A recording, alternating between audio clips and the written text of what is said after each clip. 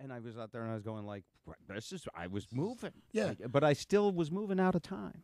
Not a problem. People, I think, for me, when it comes to music, people are like, what's your favorite? They just assume that it's rap music. But I like every genre of music if it's a good song and it's a good story. You like sing Gordon me- Lightfoot. Yeah. You sing me an Eagles song right now. I want to hear you sing the I'm not Eagles. going to sing the Eagles Sing me song. some Pat Benatar. That'd be all over YouTube. That would be I love rock and roll. That's every black dude knows that song. be set free. Yeah. Yeah.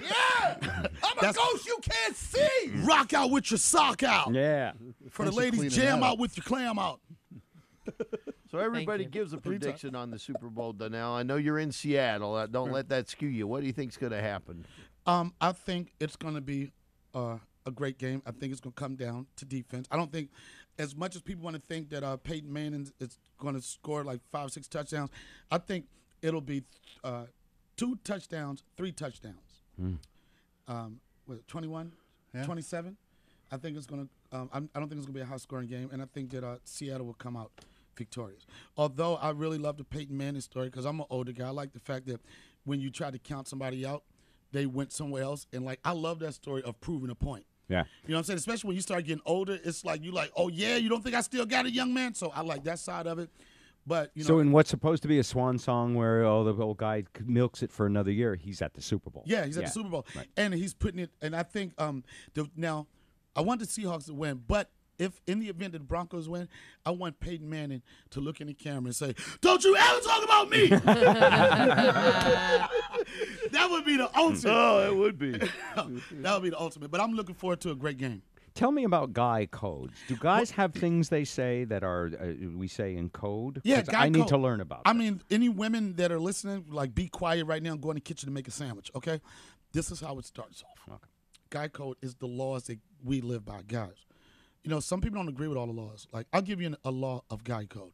A man should never eat a banana in public unless he breaks it into 10 individual pieces. Right. That's I've guy heard code. that, Okay. yeah. Right. That's a guy code. A man should never eat a corn dog, nothing elongated, nothing that you measure No in cucumber? inches. No cucumber. Why Well, did you get excited about that? I got excited. I can hear it in a voice. You mean no cucumber? Please mention the cucumber. Yeah. Another guy code, a guy should never know how many licks it takes to get to the center of a Tootsie Roll Tootsie Pop. I should not know. You shouldn't even know. If a Should guy not be offers, keeping track. If a guy offers you a Tootsie Roll Tootsie Pop, you should punch him in his face immediately. Yeah. Shiva. No man should be in public going a 1, a 2. You should never do that. I'm with you on most of that, but a guy like me, I can eat a corn dog. I don't think anybody's going to look You don't at think me you're and threatening go, eating you a know, corn I dog, can yeah. do that and maintain some man. I'll give you the benefit of the doubt. Just don't do it in public. You know what I'm saying? Mm-hmm. If you get a corn dog, go somewhere in private. Go but don't sit in the eat- bathroom. Yo, and eat go- a corn yeah, dog. that's- That's yeah, better. you Let that everyone sounds see worse. it. and you can kill 2 birds in 1 stone. That's and right. everything. Do both things at once, yeah. Well, we had to show guy code, so we had this situation where these young guys were in violation of guy code, but they had no system for someone to govern these cases. So MTV decided to come up with a show called Guy Court, and I'm the judge of it, Of guy codes. of Guy Code. Did you mess up? Okay. No, I'm the judge. What are you talking about? No, I mean, you're going to look at the Pass the guys and judgment. judge them as Yeah. to whether or not they They violated violated the guy it or code. not. like yeah. the Judge Judy of the deal Okay. there. Exactly. So But what kind of things were they bringing?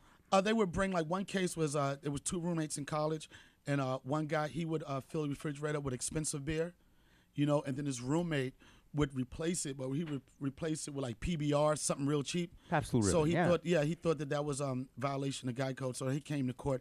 So the other guy's argument was the reason why he replaces it with cheap beer is because he provides all the things that are legal here. You know what I mean? Mm-hmm. And he provides the women. So he thinks that's an even exchange.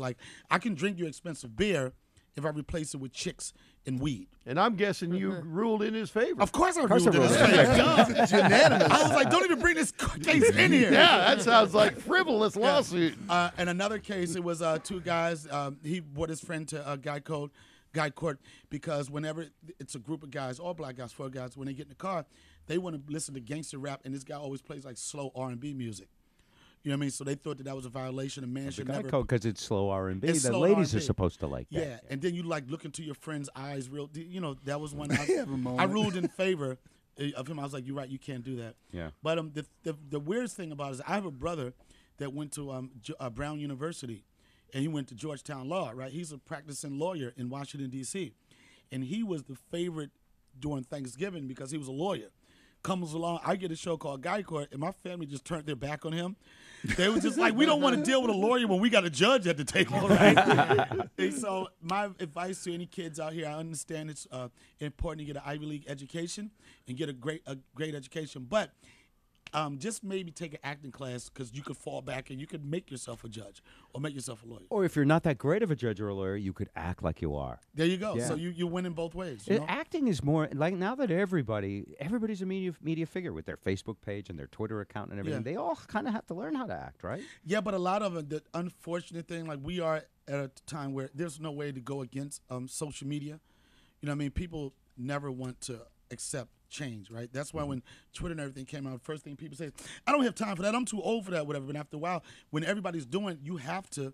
That's the evolution. You don't have a choice. You don't have a choice, you know. But the unfortunate thing about it is that you're creating these internet superstars that sometimes they don't have a lot of talent, and they're mixing followers and hits with talent and work ethics. You know what I mean? It's like you have these people like this. You know what? I got 2 million followers, but are you funny?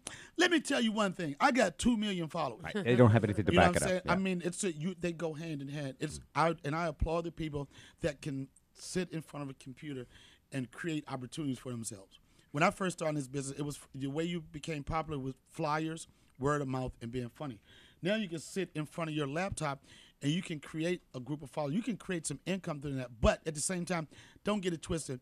Nothing beats true talent and nothing beats work ethics. You know what I mean? Are you rich now? Because I'm rich. Well, I've said it on Chappelle's show. I'm rich, bitch! Yeah. But in the black community, you don't want to promote that too much because your cousin's like, yeah, I heard people you on the call- radio today. Yeah, we're trying to buy this house. And since you're rich, bitch, I change your diapers. Pay me. So, okay, we're not going to discuss it, but you're doing. I've created a comfortable lifestyle for myself. Yeah. And you enjoy. Do you enjoy the travel? I love it. You do.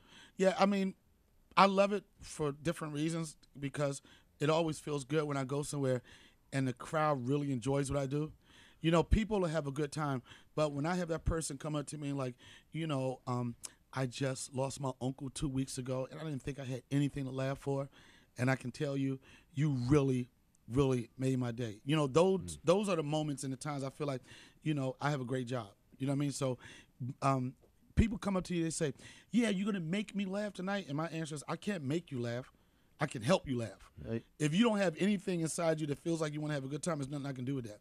And that's more of a court gesture of a clown. I can help you laugh. You mentioned the acting. Do you do the characters you did on Chappelle's show, some of your classic characters in your comedy, or is it No, that's so funny you said that because one of my most popular characters was Ashy Larry, right?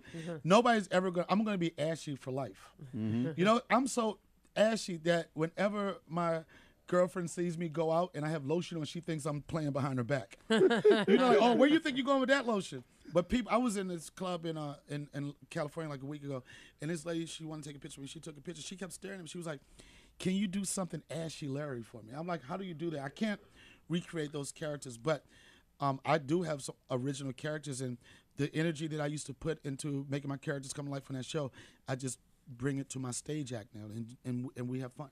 Cool. Now, I think your friend is sleeping. My friend? No, he's observant. No, his phone buzzed. No. It wasn't a snore. Yeah, That was a snoring. That's a phone on I heard vibrate. this. That's our code word. That's our I code thought you were word. asleep. I'm sorry. That's our code word. We send signals out. Omaha. All right. So, all right. Not necessarily. So, characters tonight. Will you do Richard Sherman? Because that was incredible. I'm opening up with Richard Sherman. It's Yeah. gonna be at the beginning. Fantastic. Richard Sherman will be my segue. If I tell a joke that doesn't work, don't you ever not laugh at me. Sorry. Richard may just be there, too. Yeah. Parlor in Bellevue. It's You right bet. around the Yeah, corner. Parlor shout in out to- Bellevue, Donnell Rawlings tonight. Get tickets while you can. Go to parlorlive.com or our website, bobrivers.com. And KC, holla at your boy. Congratulations. Let's go. And if you enjoyed all of that, tell your friends you're going to come. and see- LOB, bitch! Yeah, tonight.